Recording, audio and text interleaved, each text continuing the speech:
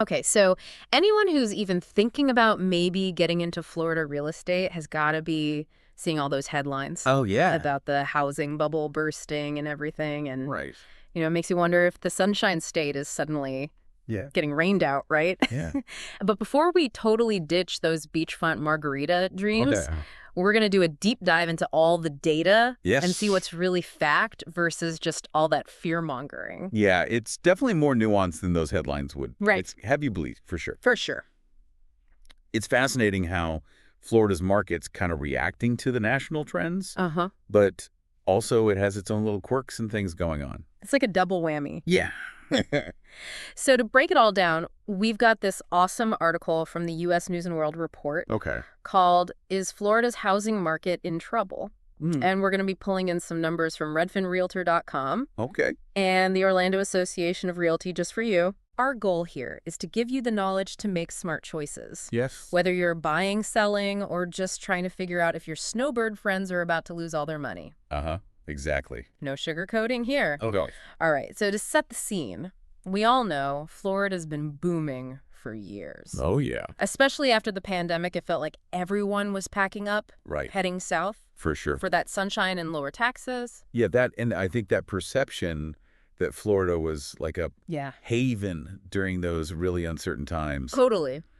And so that huge influx of people, Mm-hmm. combined with those low interest rates we had for a while, Right. drove prices up like crazy. Yeah. We're talking about a 60% jump in the median sale price Wow. between June 2019 and June 2024. Okay. And it actually peaked in April of this year at $419,000. 60%.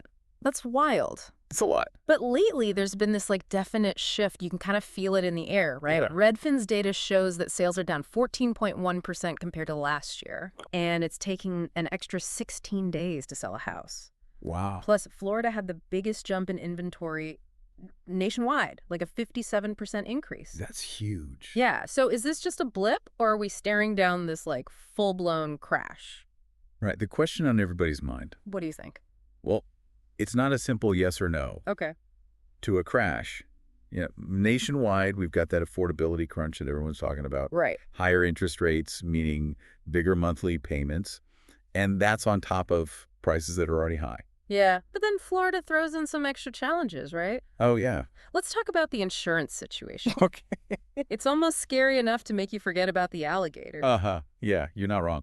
Florida already had the highest homeowners insurance rates in the U.S. Right, because hurricanes. Exactly, because hurricanes. Right. But after Hurricane Ian in 2022, those rates went through the roof. Oh, man. And it's not just hurricanes. There's also issues with insurance companies going insolvent. Oh, wow. And the risk that these costs are just going to keep climbing. So that idyllic beach bungalow Right. suddenly doesn't seem so idyllic when you're facing these insurance premiums that rival your mortgage payment. Yeah, it's a major factor, especially for people on a tight budget. Ouch. And the U.S. News article quotes real estate agents who are actually seeing this play out firsthand, Oh, really? like Robert Arnold, for example. Okay. He mentioned price drops, particularly for homes, in that $500,000 to $650,000 range, Yeah. which is kind of the sweet spot for a lot of families. Right, and it's not just houses, right? The condos are feeling the heat, too? Oh, absolutely. The condo market is really sensitive to these shifts. Yeah. In Seminole and Orange counties, the number of condos for sale jumped from 890 in June to over 2,000 by the end of July. Wow, it's crazy. It's a big jump, and this surge in inventory is really interesting. Okay. It suggests that investors who jumped in during that boom, maybe hoping to cash in on that frenzy, might be feeling the pressure now. Makes sense if those rental incomes aren't covering the costs and now insurance is going up. Right. You'd want to get out. Exactly. Bad. And this could create some good opportunities for first-time buyers who are okay with condo living. Oh, so it's not all doom and gloom? Right. There might be a silver lining? Potentially. But we're just scratching the surface here. Okay. There's another layer to this Florida puzzle that's giving buyers even more pause, Uh-oh. and it's tied to those HOA fees. Okay. Remember that Surfside condo collapse? Oh, yeah, back in 2021. Yeah, that tragedy really shook things up, Mm-hmm. especially for condo owners. It's hard to forget those images. Yeah. And it seems like the aftermath is still rippling through the market, even years later. Absolutely. After Surfside, there was this big push to update those building codes and safety regulations. Right, which is a good thing.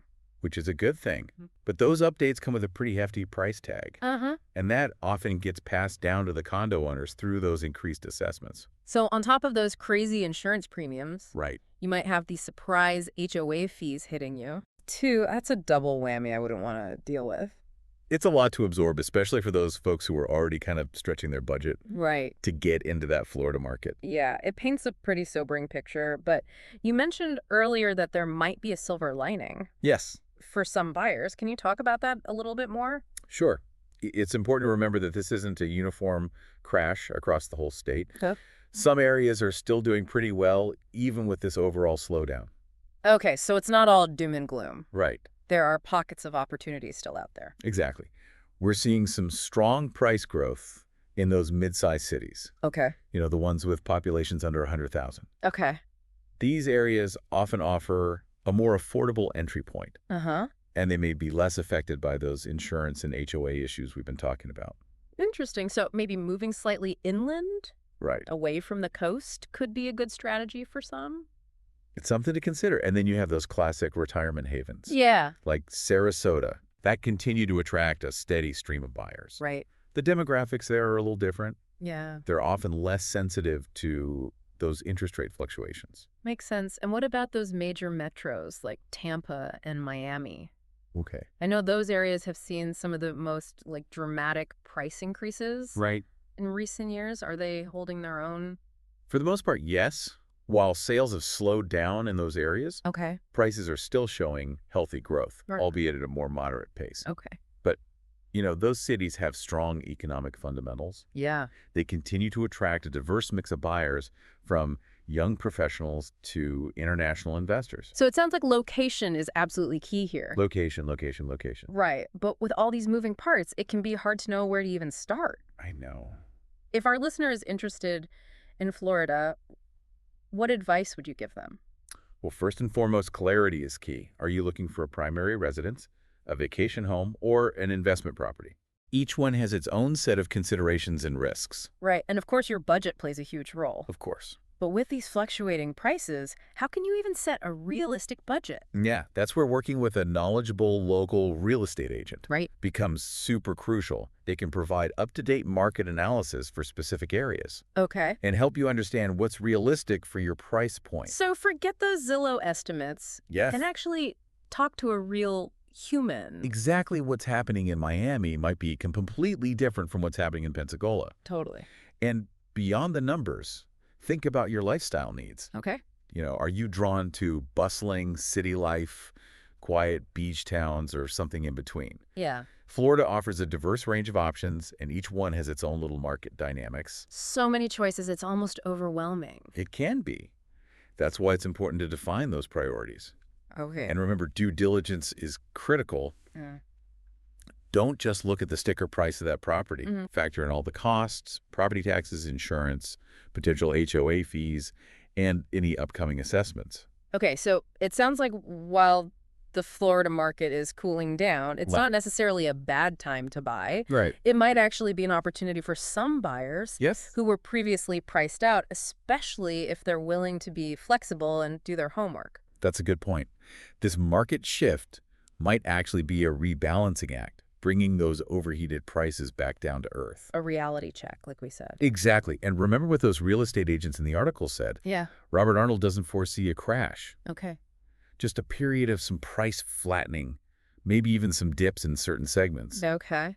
Britt Brooks sees it as a move towards a healthier market, one where buyers have a little more leverage. Hmm. But remember, there's no one-size-fits-all answer. Right. It comes down to your individual circumstances, risk tolerance, and your long-term goals. That's a really good point. We can't forget about the individual. So Yeah. it seems like navigating the Florida market right now requires a mix of caution and optimism. Absolutely. There's no need to panic, Okay. but it's not the time to be reckless either. Speaking of things that could make you a little reckless, Uh-oh. let's talk about that NAR lawsuit settlement we mentioned earlier. Okay. The one that could leave buyers footing the bill for their agents' fees. Yeah, that whole thing feels like a wild card, right?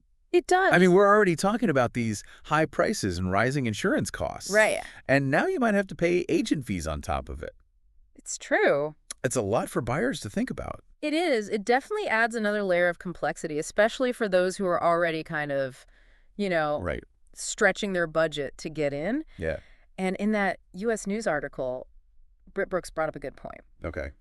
When you're already feeling that kind of pinch from all those costs, Uh-huh. those extra fees can be a deal breaker. Yeah, it's almost like this hidden cost Right. that suddenly pops up and throws off your whole financial plan. Exactly. And it raises a lot of questions.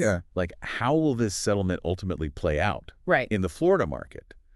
Will it cool down demand even further? Uh-huh. Will it give sellers more leverage? Right. Or will it create a whole new set of challenges? Right. For both buyers and agents. Exactly. Yeah. It'll be interesting to see how it all unfolds. For sure.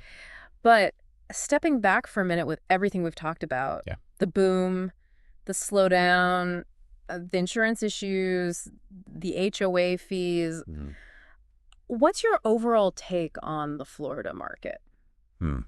That's the million-dollar question. Right. And honestly, there's no easy answer.